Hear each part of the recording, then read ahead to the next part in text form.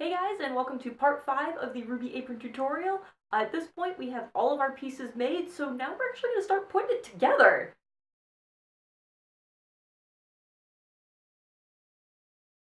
Before we start doing much of anything, we want to baste some of our pieces together. If you have not heard the term basting used in sewing, no, I do not mean we are covering the fabric in meat juice.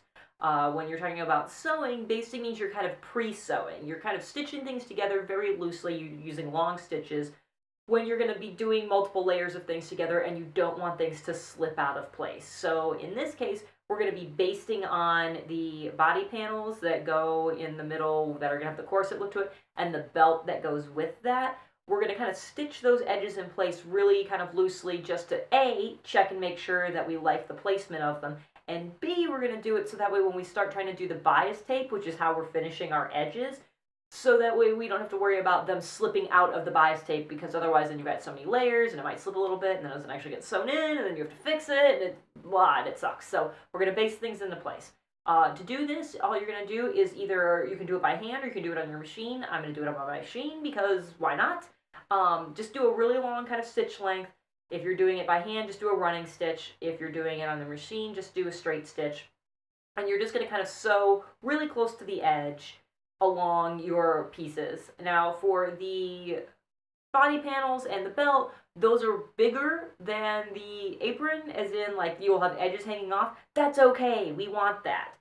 Having those edges hanging off means that we still have room to adjust, so if you kind of base these things into place and you you think they're too close together, you think they're too far apart, you don't think the proportions are right, whatever, then it's really easy to undo the stitching and readjust things. You haven't lost any fabric, which is, not quite a big a deal if you're like moving things out, but if you're pushing them closer together and you've already cut it, then you have a problem. So we're doing this on purpose. We'll baste it into place, and once you're happy with it, then we can trim the edges off. To figure out where you want to baste things together, lay out your apron on the floor, and you want to actually lay out your two corset pieces and your belt on it there and pin it into place. Doing it on the floor makes it so that way you can actually measure things out and make sure it's level and everything's straight and centered with each other. Doing it on the dress dummy, that can be a little bit funky, but whatever.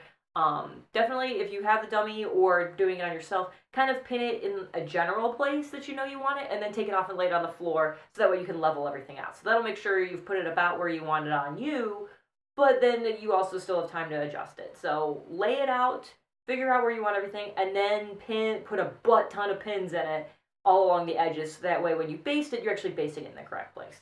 When you're done basting it, pick it back up and hold it up to you and make sure you're happy with where things are. If you are, awesome, you can move on.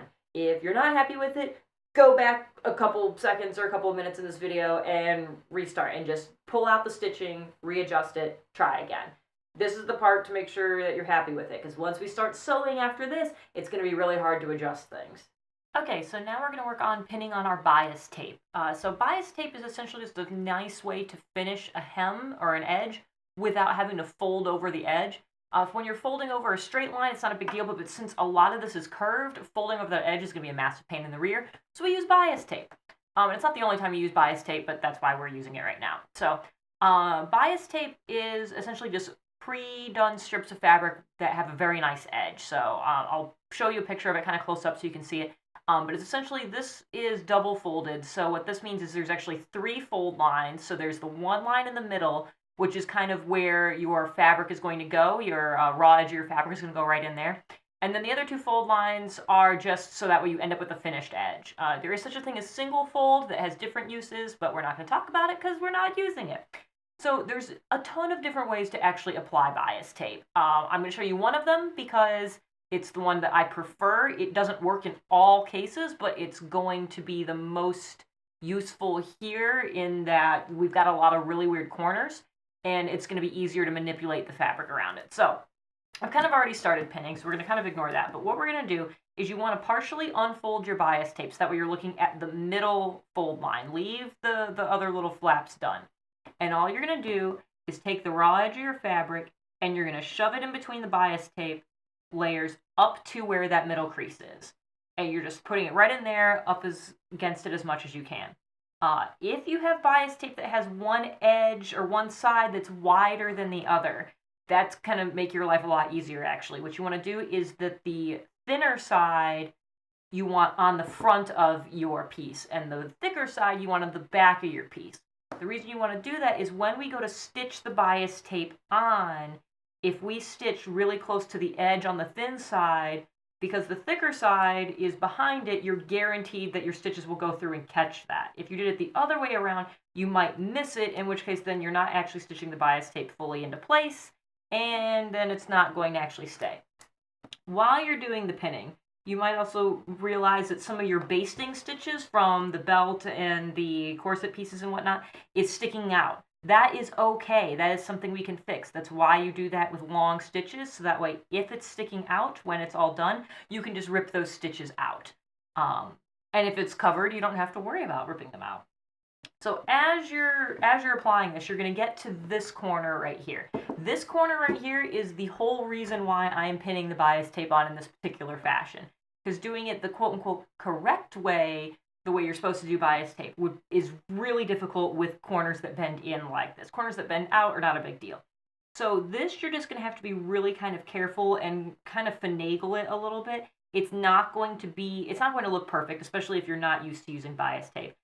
This is kind of one of those just do the best you can things, but it's nice that doing it this way, you can kind of see how things are going to end up. You still want to try to keep the edge of your fabric, the raw edge of your fabric, going to the crease line in between your layers of the bias tape as much as possible, but this is the one region where it might get a little bit wonky.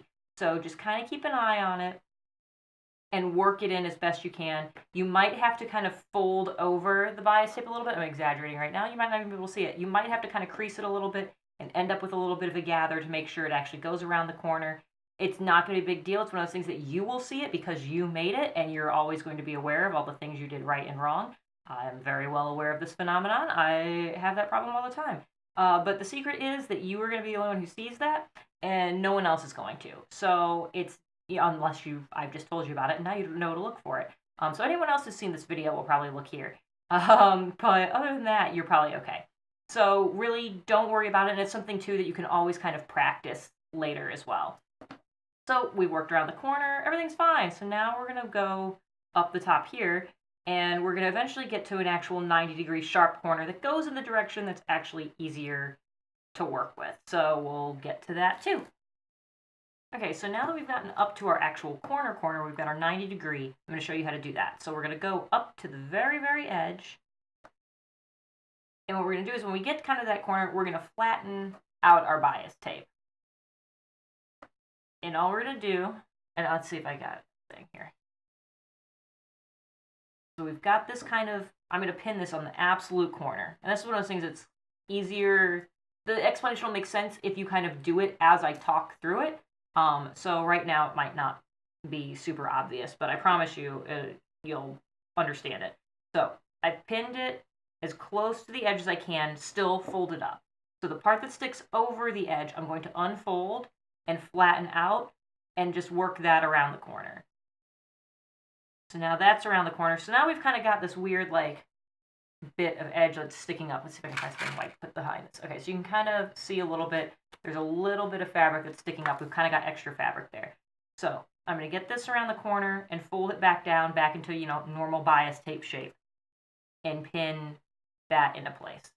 All right, so now that that's pinned, now I can kind of work with this corner. So all we're going to do is kind of smush this down, and you're going to have, like I said, you're going to have some overlap.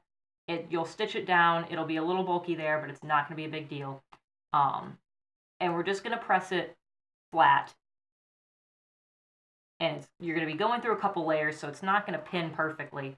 But you just want to push it flat and then kind of pin it down. And it's something you'll kind of have to pinch it as it goes through the machine. Just watch your fingers. You don't want to end up, stitching yourself to the project. But it's not, the reason you don't see this method of doing the bias tape very often or as much as the other ones is because these are the corners that end up not quite as pretty. There's other ways you can do it that make these prettier, but those other ways also make these corners impossible. So it's kind of like, a trade-off. You win some, you lose some. So go on and pin your bias tape all the way around the rest of your apron, and I will show you what you do when you get back to where you started, so that way you have a nice finished edge. Okay, so now we're approaching the edge of where we actually started pinning our bias tape to begin with. Um, I recommend you put the starting point kind of somewhere where it's not super obvious, like don't put it up towards the top of the apron. Right now mine is towards the middle of the bottom of the skirt. No one's going to be looking there that closely. So even if this isn't the cleanest job here finishing this off, it's going to be really hard to notice. So I've got my end that I'm currently pinning, and I'm going to pin it up as close to where my starting point is as I can, probably like within about 2 inches or so, because you need a little bit of work room here. So I've got a pin within 2 inches. What we're going to do is, this is the end of the bias tape that I'm working with right now. You unfold it just a little bit, okay? So we go from that to that, and you're going to take the end and you're going to fold the end in, kind of like how we folded the edges over to make all our other panels before. We're doing that so we have a nice finished edge. You're going to take that and fold it over, and then you're going to pinch it back down into its regular bias tape shape. So now you should have essentially the end of bias tape with a thicker end that's got a nice finish to it. And we're just going to sandwich that over our starting point. And so that way then, our start point with that raw edge is now encased in the finished edge we just created by folding the bias tape. So you'll have a thicker area to go here, but that's really all that's going to happen outside of that. If you have any extra bias tape that's sticking out like over the edge, like that's going to be visible, you can trim that off after you stitch it. Wait till after you stitch it, but then trim it off and then finish it off with some fray check to make sure it doesn't go anywhere. And that's how you put on bias tape. Okay, so now that we finished pinning the bias tape, before we can sew anything, we actually need to go on and attach our ribbon and our ties to the side of the apron. We're doing this because when we eventually want to sew those things on, you can do it over the bias tape after you've already sewn this part, but you're going to end up with extra seam lines and stitch lines, and it's not really all that pretty. So if we do it now, we can stitch these things on and the bias tape on all at the same time, so you don't end up with a bunch of extra lines. So I find the easiest way to do this, this is going to apply both for the skirt and for the top of the apron. I've already actually pinned the ribbon on the top, so for now I'm just going to show you how to do this on the skirt, but the exact same principle applies. You want to get your ribbon that's already ruffled, and you want to find approximately the midpoint. It's going to be very approximate because it's ruffled and it's bunched and weird in different places. So it doesn't have to be exact. Your ribbon is not going to end at the same point on the apron on both sides, and that's okay because no one's really going to notice, and if they are going to notice and point it out, they're just a jerk and you don't want to be friends with them anyways. So we've got our midpoint of the ribbon, and what you're going to do is, right now we're looking at the front of the apron. So you want to look at about the midpoint of the skirt. Again, it doesn't have to be exact, and you're going to flip it over so you're looking at the back, and we're just going to try to pin the ribbon to the bias tape. You want the edge of the ribbon to go out beyond the edge of the bias tape. That's going to guarantee that you catch it when you're sewing. You want to make sure you're actually catching it the whole way around. If you don't catch it, it's more opportunities for it to pull and snag and become a mess and all of that. So we're going to pin that, and you can kind of pull it back and flip it back to check and see if you kind of like how it's placed. And you're just going to do that all the way around, going in one direction until you run out of ribbon, and then you'll go the other direction. Now, when I said you need to like pin it and make sure it absolutely goes over the edge of the bias tape, so that way you don't lose any of it and create more issues and places for it to snag. That's a bit of an exaggeration. If you have little bits, it's really hard to get the whole thing just because of the nature of how everything is pulled. So if you can't really get every single little bit pinned down, it's not going to kill it, but you want to get as much as you can. Just because trying to re-ruffle something or reattach something, a ruffle, especially when you're dealing with bias tape, is more trouble than you really want to deal with. And granted, it hanging off a little bit and creating an extra area for snag is not a big deal if you don't plan on machine washing this. If you will only ever hand wash it or spot wash it if you get something on it, then it's really even less of a big deal if it's not completely caught up in your stitching. So it all depends on like what kind of use you think you're going to get out of it.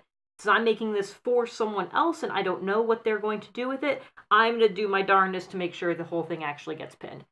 So since we're flipping it back and forth like this, it's kind of easy to keep an eye on it and see if you're liking how it's looking. The nice thing about the way the ruffle works is that because it's all just pulled along the same string, you can kind of adjust it if you want as you go. So if you don't think you have quite enough ruffles, you can unpin it and scoot down some of the ribbon to get you more of a ruffled look in that region. It means you're sacrificing some of the ruffle later, but that's, again, not really a huge deal. And the beautiful part about the way this skirt works is since it kind of wraps around behind you, you don't really have to worry about ribbon up behind your butt. No one's really going to notice that. You're really wanting the look for the front of the apron. So if you end up shortening this overall because you want to get more ruffle, again, not really going to be a big deal, and it's not going to have a huge impact. So like I said, just go around, and I'm not going to make you watch me do the whole thing, but this is how you pin the ruffle on. And like I said, you'll do the same thing at the top, where you'll find the midpoint of the top section, and you'll find approximately the midpoint of the ribbon up there. The hard part about doing the top is that one you will actually notice if it doesn't go to both ends evenly. So if you don't think you're going to be able to approximate the middle all that well, what I would recommend is finding your two ends and pulling that as taut as you can, or not like taut, but taut enough, and pinning that symmetrically on the edges of the top part up by the corners, and then just kind of working the ruffles in between. So that way then you can at least get it even without having to worry about that looking lopsided, but you might sacrifice some of your ruffling for that. So it's all a matter of personal preference. If you're more about the ruffles, then you can have the ribbon kind of end prematurely before it gets to the corners. And if you're all about the symmetry, pin at the corners and just kind of deal with a small lack of ruffles. Okay, so now that we've pinned our ruffles and our bias tape and all that good stuff, we're going to pin our ties into place. So the only ones we have to pin into place ahead of time are the ones that are going around your back. The ones that are going to go around your neck are going to be attached differently, so those will wait. So for your ones that are going around your back, you want to grab the unfinished end. Remember, we left one of the edges raw. That's the one you want to start with. The finished end is going to be what actually ties.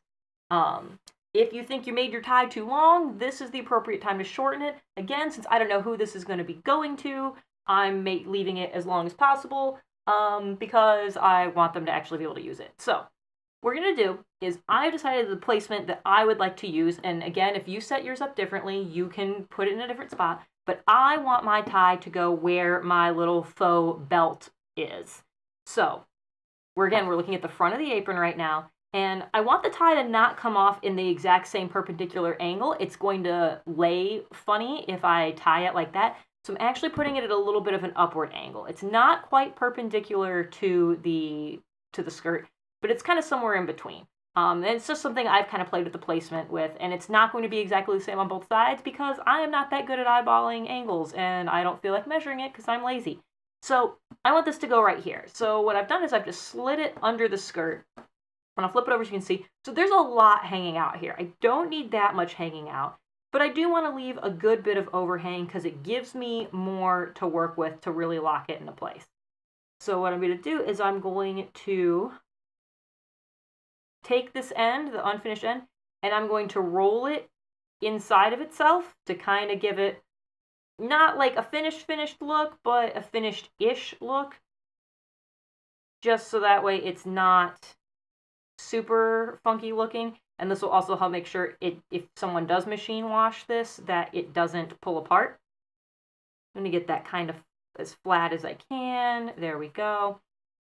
So now I have my end. It's still technically an open tube, but the end is rolled inside of it so I don't have that raw edge. And so what I'm going to do is I'm going to pin it to my skirt, make sure my angle's still good. I'm going to pin it to my skirt so that way the edge I just folded under that you can't see anymore, that also overlaps. So I've got essentially 4 thicknesses of fabric of the tie here. And that's going to help make sure it locks into place too and doesn't pull out. So this is where I want it. So I'm going to flip back to this way, make sure my angle really is where I want it. And just pin that into place. And so this will also get locked in while we're stitching our bias tape. And I just stabbed myself. Don't do that. Do every part of this except for the stabbing. And I just pulled it out. So you get the idea.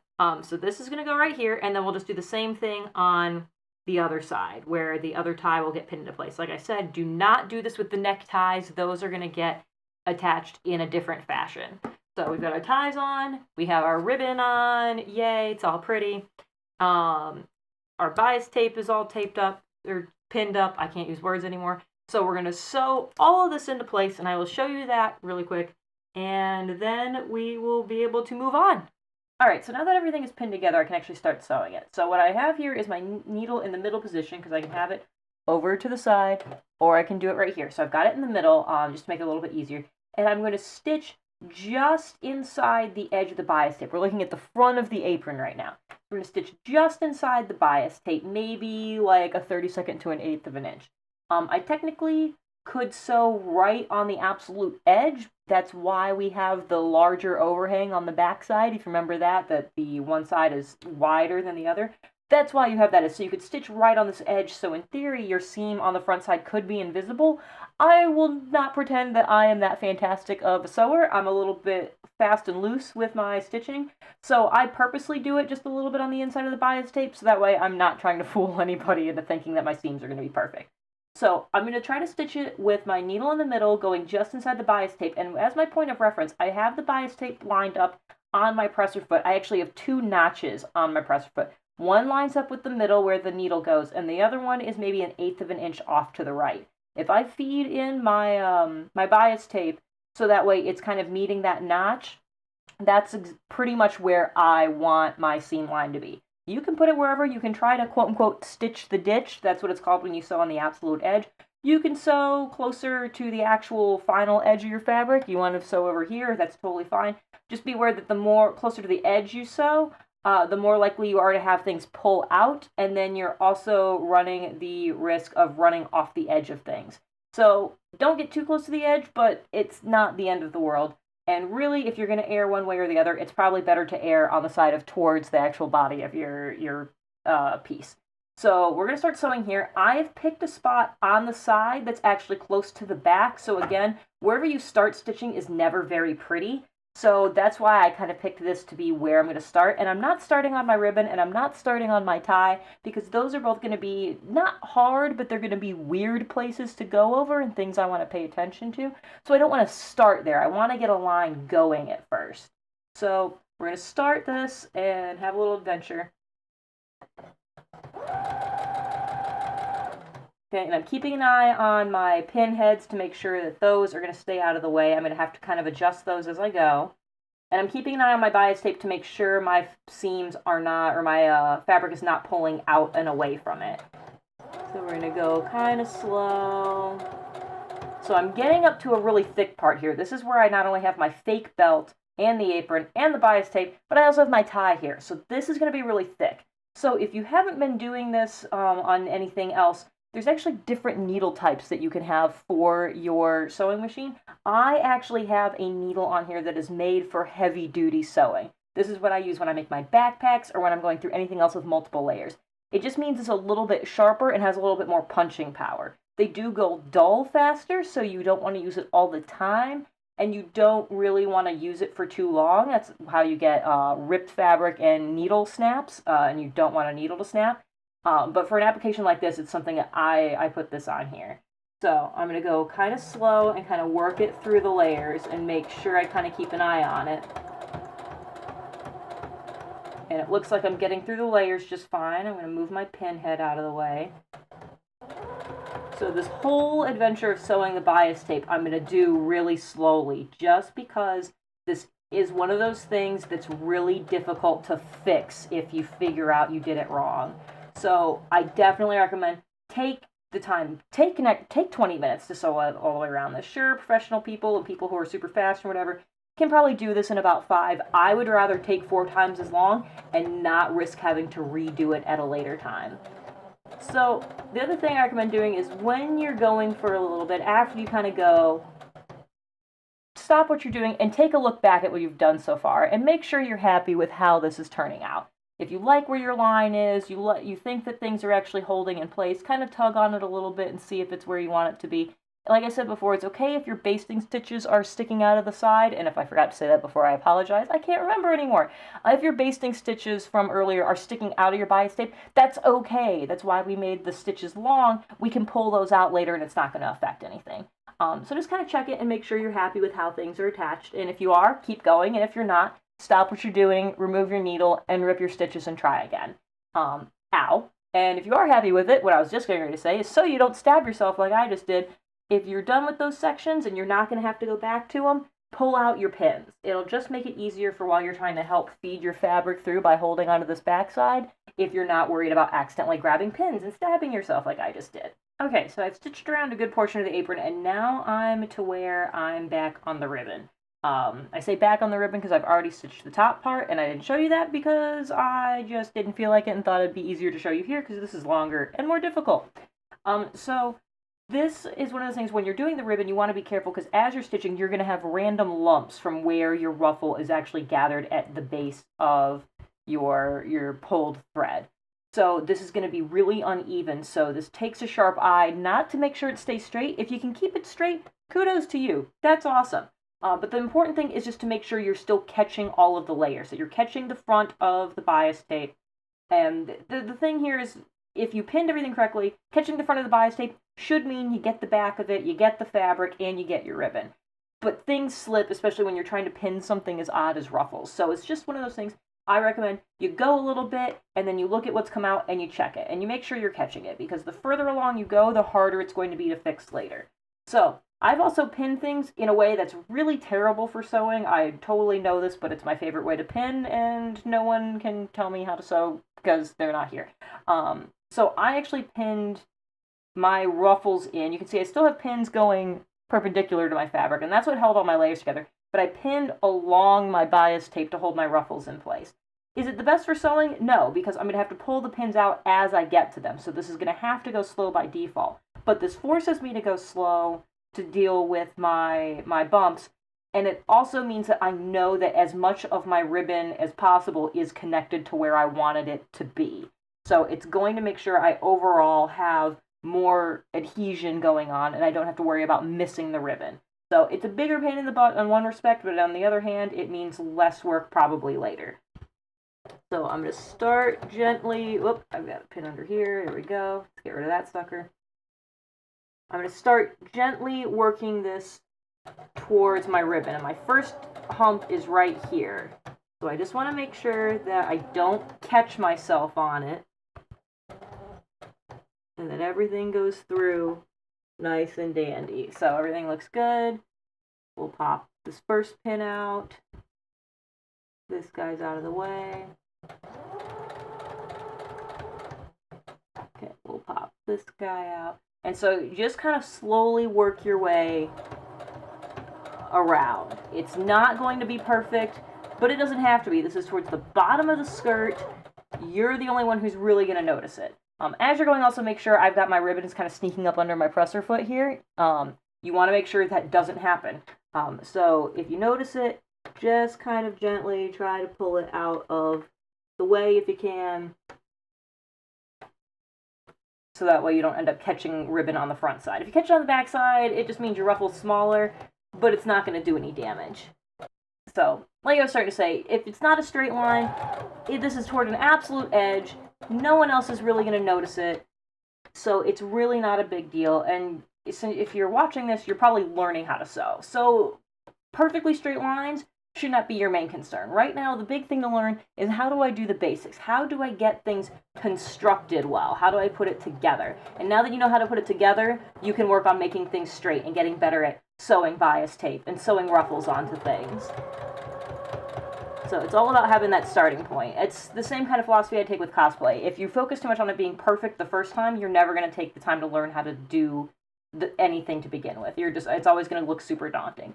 Just jump in, try it, make it for you. Do it for you, and so that way you've got something in your house that you can say, I did this, this is a thing, I have these skills, and now you have an excuse to work on them. Now you can make another one, make one of the other girls' aprons, and say, okay, well now I'm going to get better at it, and now I'm going to focus on making sure my bias tape has straight stitch lines on it, or I'm going to make sure my measurements for like bias tape and for basting things, I'm going to get better at that, and pick things to work on every time. Every time I do a new cosplay, I pick 2 things that I say, I am going to learn this time. And I know they're not going to be good. I know they're not going to be good the first time I do it. First time I did shaping a foam for a prop, that was really terrible. It was awful. But I took the time to kind of say, I'm going to do this. So, and it's one of those things that now I'm better at it, because I just dove in, and that's what I'm telling you to do here. Just dive into this. It's kind of a pain in the butt. This is not this part of the project right here is not the most simple thing to learn. So the fact that you've taken the time to do it, that's already the first step. So I'm going to pull out my pins for what I've already done. And I'm going to flip it over and just check and make sure that for the most part, yeah, I'm catching my ribbon. I've missed it a little bit. That's just the nature of how these things work. But I've caught enough of it that the tension will keep it in place. So I just realized you can't really see. Dun, dun, dun, dun. There we go. So I've got little gaps, but it's really not a big deal. So I have most of it caught in the back. It looks pretty good. I'm pretty happy with it. I don't think it's anything worth redoing. So I'm just going to keep going. So, like I said, you're not looking for perfection. And it sounds kind of weird to say aim for good enough, but if you aim for perfection, you're going to be disappointed if you don't hit that for your first project. So aim for good enough, and so aim for having that base knowledge and that base skill. And learning what to do is just as important as learning what not to do. So you will figure out things that don't work for you. There might be things I showed you that I'm like, oh, I do this all the time and it's perfect for me. Maybe it's not for you. That's totally fine. But now you kind of know how somebody does it, and you can come up with your own variations on that. So you probably don't need to see me sew the rest of this. I've imparted all of my wisdom, so I'm going to finish sewing because I'm kind of blocking a lot of this anyways. And we'll just skip to the next part. Okay, so now we're almost back to where we started. I finished the ribbon. I've got just a couple stitches left before I get back to where all this began. So I wanted to show you this because since we haven't actually finished an edge on anything quite like this before, we've always been able to just run off the edge of the fabric. I want to make sure you know what you're doing here. So what we're going to do is you're going to stitch very slowly up to where you finished before. And you're going to go over your first couple of stitches, okay? So this is part of the reason it goes towards the back, because it's not going to be very pretty.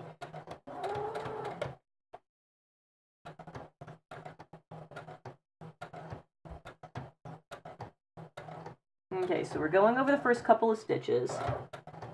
All right, and then you should also have on your machine, mine has the button right here. This is my reverse button. Every machine should have some kind of reverse function, so get familiar with that. So what this is going to do is this is called back stitching. So what you do is, for me, I just hold the button. There's other machines that have like a switch or a lever somewhere, and you hit that and then just use your pedal as normal and it'll run it back. You just want to step it back a couple of stitches. So pretty much we're going to go over the same spot 3 or 4 times. And what that does is lock your stitches in place, so that way your stuff is not going anywhere. Okay, so we went over that a couple times. So now we're done. So it's not the prettiest thing, but it makes sure things don't go anywhere. So what we'll do is we'll cut our threads, and then you're going to have 2 threads coming out of the front and 2 threads coming out of the back. So it's your top thread and your bottom thread for both your starting point and your ending point. So let's get these suckers trimmed. Okay, so what you'll do is you'll take a needle, and you're going to take your top thread, and if they're really close, if they're on top of each other, great, you only have to do it once. Otherwise, in my case, I'm going to do it twice because I screwed up a little bit, but it's totally fine. And I'm going to thread these on a needle, and then I'm going to thread them back through to the back side of the fabric and make it meet up with the corresponding bottom thread. Oh my God, you can't see. I'm going to thread the top thread through to the back to match it up with the corresponding back thread. And then I'm going to tie those in a knot, and I'm going to double knot it. I'm going to put some fray check on it, and then trim it. And so that will make sure that that's kind of like the final lock on the stitching you just did. So do that, and then you should have a mostly sewn apron. All you're going to be missing at this point is your top neckties and your corset strings, and I will show you that next time, because this video at this point is probably super long. So finish all that up and marvel at your fantasticness, and we are almost done. I'll catch you guys next week.